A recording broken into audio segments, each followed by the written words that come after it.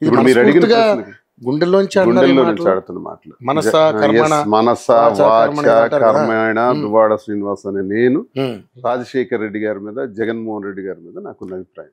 ఇన్నేళ్లలో ఇన్ని రాజకీయాల్లో రాజశేఖర్ రెడ్డి గారి గురించి ఎప్పుడు కీర్తించుకుంటానే వచ్చాను. ఉమ్, ఆయన లేరు కదా, ఉమ్, ఆయన వింటారా? కానీ అలాగే జగన్మోహన్ రెడ్డి గారు కూడా ఉమ్, నా జీవితాంతం వాళ్ళు నా గుండెల్లో ఉంటారు, అందులో డౌట్ ఏం లేదు. అయితే ఇంతగా ప్రేమించిన నాకు ఇలా జరుగుతుందని నేను ఊహించలా.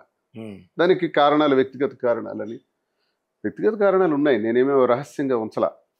అది వ్యక్తిగత ప్రపంచం మొత్తానికి కారణాలన్నీ తెలిసినటువంటి అంశం. కూడా పూసగుచ్చి చెప్పాను ప్రజలందరికీ కూడా. ఎందుకు? ప్రజా జీవితంలో ఉన్నాను కాబట్టి. ఉమ్, ఎస్, నేను ఈ నిర్ణయం తీసుకున్నాను. ఈ నిర్ణయం తప్ప ఒప్ప, సమాజానికి సంఘానికి వ్యతిరేకమా, అది అనుకూలమా ప్రతికూలమా నాకు తెలియదు. కానీ నాకున్న పరిస్థితుల బట్టి నేను ఈ నిర్ణయం తీసుకోవాల్సి వచ్చింది. ఈ నిర్ణయాన్ని ప్రజలందరికీ నేను షేర్ చేస్తున్నాను అని చెప్పాను. చెప్పకుండా నేనేం చేయలే. ఓకే. అయినా ఈ గొడవ 2022 నుంచి నడుస్తుంది. 24లో నేను పోటీ చేశాను, అప్పుడు టికెట్ ఇచ్చారు కదా. ఉమ్, ఆ తర్వాత ఈ గొడవ సమస్య ఇంచుమించు ఇప్పుడు 8-9 నెలలు 10 నెలలు అవుతుంది. ఇంకా అది అంతే, ఎక్కడ కోర్టులో కేసులు ఉండాల్సినవి ఉన్నాయి, వాణికి రావాల్సిన ఆస్తి రాసేస్తాను, పిల్లల్ని నేను చూసుకుంటున్నాం. వ్యాపారాల్లో టెక్స్టైల్ బిజినెస్లో అడుగు పెట్టాం, అది కూడా ఒక ముందుకు తీసుకెళ్తున్నాం. ఇవన్నీ ఎందుకు? కుటుంబం బాగుండాలి, మా పిల్లలు, మాకున్న 5 పిల్లలు, నాకు మాదిరి కలిపి 5 పిల్లలు ఉండాలి, బాగుండాలి, వాళ్ళకి అగ్రస్థానంలో కూర్చోబెట్టాలి. అలాగే రాజకీయంగా మన బండి నడవాలి. ఈ పార్టీ అధికారంలోకి వచ్చిన తర్వాత నా మైనింగ్స్ అన్ని ఆపేసి నాకు నానా హింసలకు గురి చేశారు. అవన్నీ ఎదుర్కొంటూ ముందుకు వెళ్తున్నాం.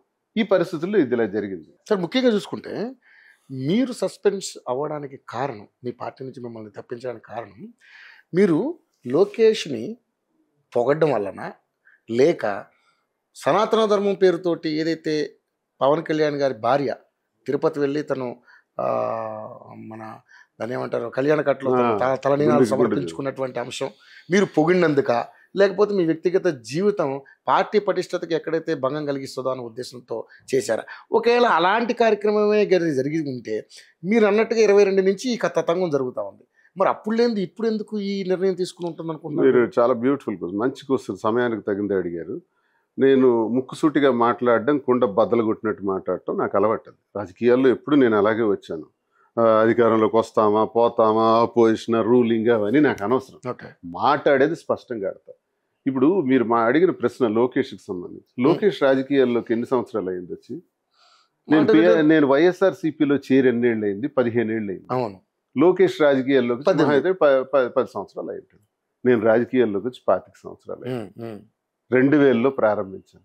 2000లో ప్రారంభించిన నుంచి ఈ రోజు వరకు నేను తెలుగుదేశానికి వ్యతిరేకం, తెలుగుదేశం పార్టీకి వ్యతిరేకంగానే పనిచేశాను. ఇప్పుడు లోకేష్కి పొగడాల్సిన అవసరం ఏంటి? జీవితాంతం కూడా నేను వాళ్ళకి వ్యతిరేకంగా పనిచేసిన వాడిని.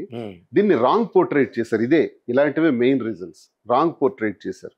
ఫర్ ఎగ్జాంపుల్, మనం ఒక సినిమా ఆఖరిలో వెళ్ళామనుకోండి, హీరో విలన్కి కొడుతుంటాడు, అరే అతను అలా కొట్టేస్తున్నాడు ఏంటి అని ఆ హీరో మీద మనం అసహించుకుంటాం. అదే సినిమా మొదటి నుంచి టైటిల్ నుంచి చూసామనుకోండి, హీరో కొడుతున్న తీరు చూస్తే ఇంకా గట్టిగా కొట్టాలంటాం. ఇది మనం ఆఖరి డైలాగు కట్ చేసి షార్ట్స్లో పెట్టి అది చూపిస్తే అర్థం కాదు. అసలు టోటల్ ఇంటర్వ్యూ వింటేనే అర్థం అవుతుంది.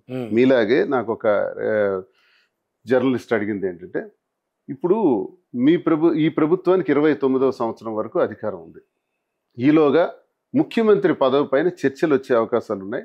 చంద్రబాబు నాయుడు కుమారుడికి ముఖ్యమంత్రి చేయాలని అనుకుంటున్నారు. వాళ్ళ ఇంట్లో ఒక డిస్కషన్ జరుగుతుందని. చేయాలనుకునేటప్పుడు మీ అభిప్రాయం ఏంటి? పవన్ కళ్యాణ్కి ఇవ్వడం కరెక్టా, లోకేష్కి ఇవ్వడం కరెక్టా అని వాళ్ళు అడిగారు. ముందు ప్రశ్న వినాలి. ఆ ప్రశ్నకు నేనేం చెప్పానంటే, ఎస్, మీరు అన్నట్టు 29వ సంవత్సరం వరకు వాళ్ళకి అధికారం ఉంది. తర్వాత కాబోయేది జగన్మోహన్ రెడ్డి ముఖ్యమంత్రి. కానీ 29 వరకు వాళ్ళకున్న స్కోప్లో పవన్ కళ్యాణ్కి ఎలా ఇస్తారు? పవన్ కళ్యాణ్కి 21 స్థానాలు గెలిచాయి అంటే ఆయనకున్న ఓట్ షేర్ మహా అయితే 5 నుంచి 10%. మిగతా 90-80-90% టీడీపీ ఓట్ షేర్. అంటే 134 స్థానాలు వీళ్లకుండి 21 స్థానాలు ఆయనకుంటే 134 స్థానాలు గెలవటానికి పవన్ కళ్యాణ్ తాలూకా ఓట్ షేర్ ఏడైంది 5-10%. దానివల్ల కొన్ని స్థానాలు ఎక్స్ట్రా గెలిచి ఉండొచ్చు, కొంత మెజారిటీ వచ్చి ఉండొచ్చు. కానీ పవన్ కళ్యాణ్ గెలుపు కేవలం టీడీపీ బ్యాంకు ఆ ఓట్ షేరే కారణం. కాబట్టి ఇక్కడ ముఖ్యమంత్రి అయ్యే అర్హత లోకేష్కి ఉంటుంది, కానీ పవన్ కళ్యాణ్కి ఎలా ఉంటుంది?